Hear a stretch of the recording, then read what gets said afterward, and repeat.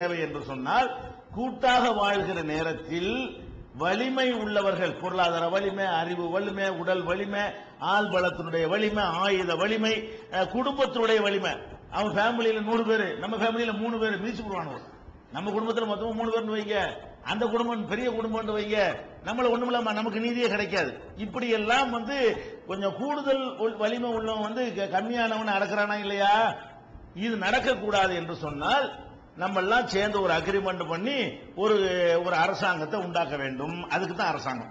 அரசாங்கம் என்னன்னு கேட்டா, வலிமை உள்ளவர்களால் வலிமை குறைந்தவர்களுக்கு பாதிப்பு ஏற்படக்கூடாது.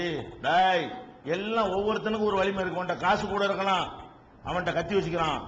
நீ காசை வச்சுக்கிட்டு திமிரு பண்ண, அவன் கத்தியை வச்சுக்கிட்டு உனக்கு எதிராக திமிரு பண்ணுவான். நீங்க 2 பேரும் காசும் கத்தி வச்சுக்கிற நாட்டம் போடுறிய. இவன் ரொம்ப பிரெயின் மூளை உள்ளவனா இருக்கிறான், அவன் என்னத்தையும் ஒரு விஷத்தை கொண்டே கலந்து எல்லாத்தையும் காலி பண்ணிடுவான். சின்ன விஷயம் போதும் அவனுக்கு. இப்படின்னு சொல்லி எல்லாரும் மீது அநியாயம் செய்ய முடியும்.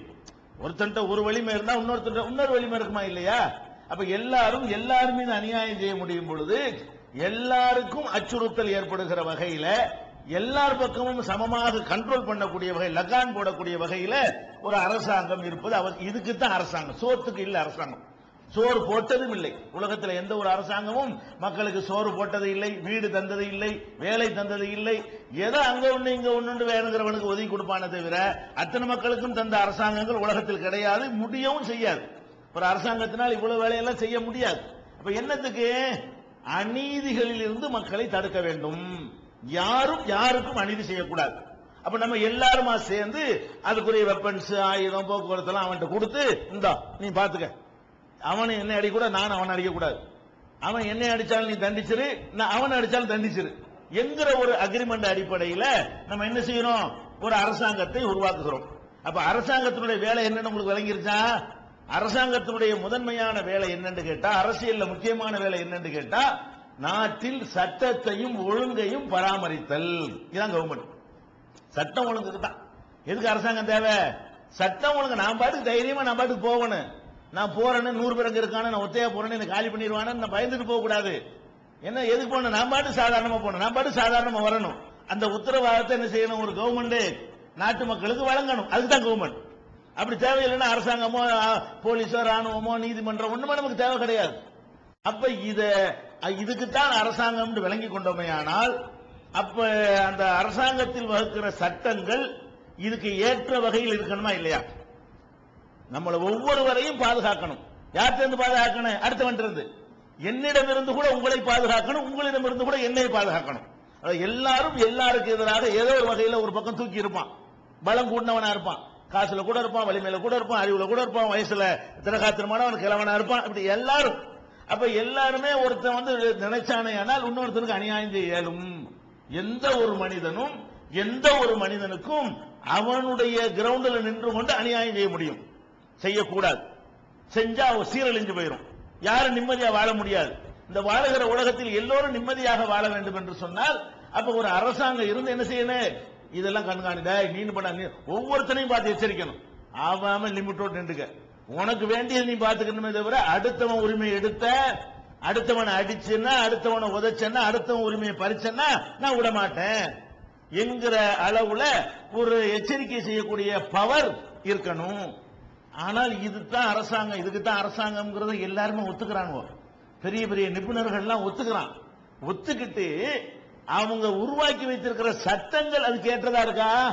இதுக்குத்தான் அரசாங்கம் எல்லாரும் ஒத்துக்கிறான். சோறு போடுறதுக்கு தான் அரசாங்கம் சொன்னா மாட்டிக்கிறமா, எங்கடா எனக்கு சோறுன்னு கேட்டுருவாங்க. வீடு கொடுக்கறதுக்கு தான் அரசாங்கம் சொன்னா வீட கூட எனக்கு வீடு இல்லை, இப்ப வீடுதா எப்படி தருவான் அவன்? அதுக்கு அரசாங்கம் இல்லைன்னு அரசியல்வாதிகளுக்கு எல்லாம் தெரியும். அதெல்லாம் கூடுதல், சும்மா சில வாக்குகளை பெறுவதற்காக சும்மா சொல்லலாம், எல்லாருமே சொல்லலாம். அப்ப நம்ம முதல்ல விளங்க வேண்டிய என்னன்னு கேட்டா, அந்த சட்டம் ஒழுங்கை பாதுகாப்பதற்கு தான் அரசாங்கம் என்றால் சட்டங்கள் எப்படி இருக்க வேண்டும்? எப்படி இருக்கணும்? அந்த சட்டம் என்பது அவர்கள் எதற்காக அரசாங்கத்தை உருவாக்கி இருக்கிறார்களோ, உருவாக்கி இருக்கிறோமோ அதை நிறைவேற்றக்கூடியதாக இருக்கணுமா இல்லையா? இருக்க வேண்டும். அப்ப எப்படி இருக்க வேண்டும் என்று சொன்னால், ஒருத்தன் இன்னொருத்தனுக்கு அநியாயம் செய்தால் அவனுக்கு கொடுக்கிற பனிஷ்மெண்ட் அடுத்தவன் அநியாயம் செய்யறதுல இருந்து பயத்தை உண்டாக்கணும். நம்ம கொடுக்கிற தண்டனை எப்படி இருக்கணும்னு கேட்டா, ஒருத்தன் அநியாயம் பண்ணிட்டே இருக்கான், அவனை கூப்பிட்டா தொலைச்சு போடும் டெய்லி சொல்லிட்டு இருந்தா பாப்பாங்க, ஓ தொலைச்சு போடுவோன்னு சொல்லுவார், இவ்வளவுதானா, நம்மளும் செய்வோம், நம்மளையும் கூப்பிட்டு தொலைச்சு போடுவான்னு சொல்லுவார், அதானது. தொலைச்சு போடுவான்னு சொன்னா உடனே சரியாயிருமா?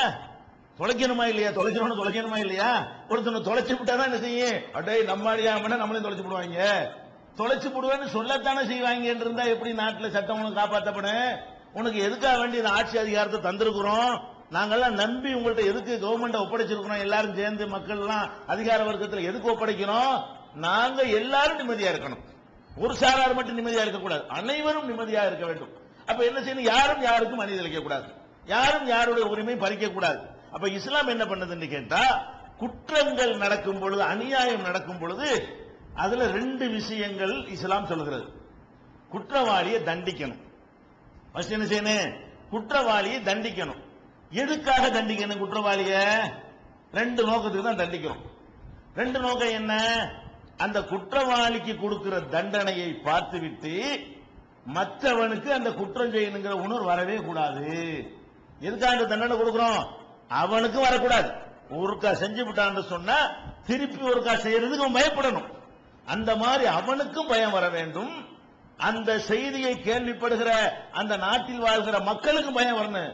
மாட்டி அவன் போய் அடிச்சு விட்டான், அடிச்சதுக்காக இந்த மாதிரி கடுமையா தண்டனை கொடுத்து விட்டாங்க, நம்ம அடிச்சுண்டு வைங்க, நம்மளுக்கு அதே தண்டனை கிடைக்கும் அப்படிங்கிற ஒரு பயம் நாட்டு மக்கள் அத்தனை பேருக்கும் வறுமையானால் அந்த ஒரு அடி அடிச்சான அதுதான் கடைசியா இருக்கும். வேற எவன் அடிக்க மாட்டான். வழங்குதா? அதெல்லாம் மறந்து போய் ஒரு 2 வருஷத்துக்கு பிறகு ஒருத்தன் கையை நீட்டுவான். அதுக்கு உரிய பனிஷ்மெண்ட் கொடுத்தா இன்னும் 2 வருஷத்துக்கு எதுவுமே நடக்காது.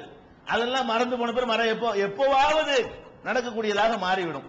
அப்ப குற்றங்களுக்கு தண்டனை எதுக்கு நம்ம கொடுக்கிறோம் என்று கேட்டால், அந்த தண்டனைகள் அந்த குற்றம் செஞ்சவனுக்கும் தொடர்ந்து செய்யாமல் இருக்கிற வகையில அச்சுறுத்தலை ஏற்படுத்த வேண்டும்.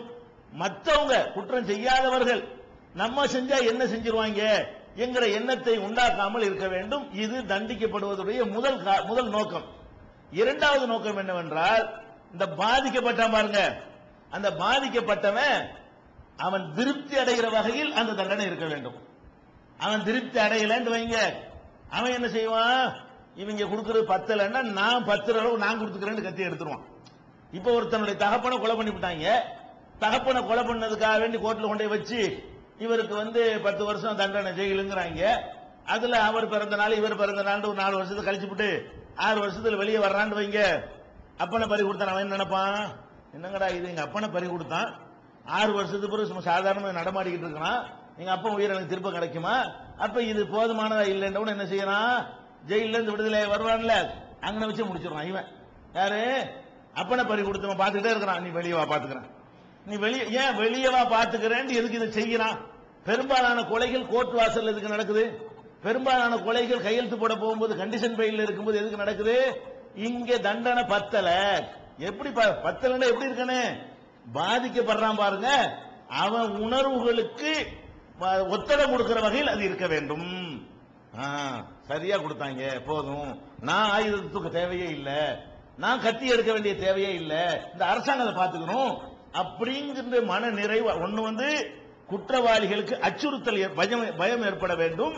இரண்டாவது, அந்த குற்றவாளியால் பாதிக்கப்பட்டானர் அவனுக்கு மனசு நிறையணும், குளிரணும். போன அப்பன் திருப்பி கிடைக்காட்டாலும் என்ன செய்யணும்? நமக்கு மன நிறைஞ்சிருச்சு, கொடுத்தது சரியா கொடுத்தாங்க அப்படிங்கணுமா இல்ல தண்டனை?